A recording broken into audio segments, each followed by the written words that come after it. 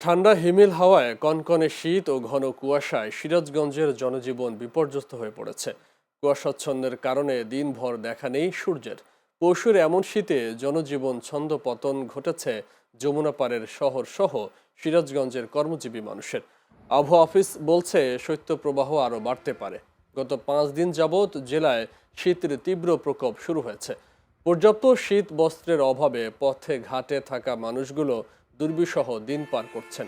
ফুটপাতের কাপড় দোকানগুলোতে বাড়ছে মানুষের ভিড়। কুয়াশাচ্ছন্ন থাকায় সড়ক মহাসড়কে হেডলাইট জ্বালিয়ে চলছে যানবাহন। বৈরী আবহাওয়ার মধ্যে শরীরে একাধিক কাপড় জড়িয়ে জীবিকার সন্ধানে নেমেছেন কর্মজীবী মানুষ। বাগাবাড়ী আবহাওয়া অফিস জানান, শনিবার সকালে 12.5 ডিগ্রি সেলসিয়াস রেকর্ড করা হয়েছে। গতকাল ছিল 10 ডিগ্রি সেলসিয়াস। অপরদিকে তাড়াশ আবহাওয়া অফিস জানিয়েছে শনিবার 11.5 ডিগ্রি সেলসিয়াস রেকর্ড করা হয়েছে।